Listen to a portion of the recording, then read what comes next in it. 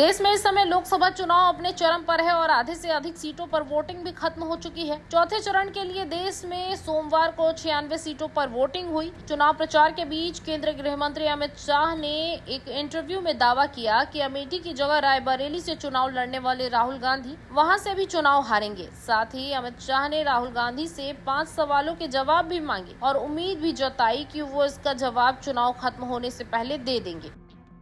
पिछले दिनों रायबरेली में जनसभा करने वाले अमित शाह ने रायबरेली से चुनाव लड़ रहे राहुल गांधी से 5 सवाल भी पूछे। उन्होंने कहा, मैंने रायबरेली में भी राहुल से 5 सवाल पूछे थे और अब यहीं से सवाल पूछ रहा हूं। शाह ने आगे कहा, राहुल गांधी को इन 5 सवालों को जवाब हाँ या ना में देना चाहिए। क्या वो ट्रिपल तलाक को वापस लाना चाहते हैं? क्या वो मुस्लिम पर्सनल लॉ बोर्ड वापस लाना चाहते हैं? वो सर्जिकल स्ट्राइक का समर्थन करते हैं या नहीं?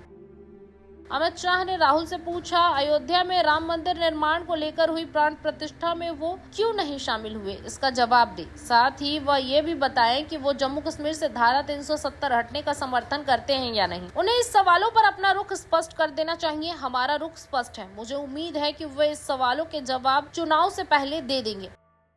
अमित शाह ने कहा, नरेंद्र मोदी जो कहते हैं वो करते हैं। भारतीय जनता पार्टी ने कहा था हम धारा 370 हटाएंगे, हटा दिया। हमने जीएसटी के बारे में कहा था, उसे ला दिया। कॉमन सिविल कोड लाने की बात कही थी, उसकी शुरुआत उत्तराखंड से कर दी है। हम जो बोलते हैं वो करते हैं। उन्होंने कहा कि राहुल गांधी के वादे का कोई मूल्य नहीं है। क्या बीजेपी सरकार बनने पर एसटी, एससी और ओबीसी से मुसलमानों के आरक्षण को खत्म कर देगी?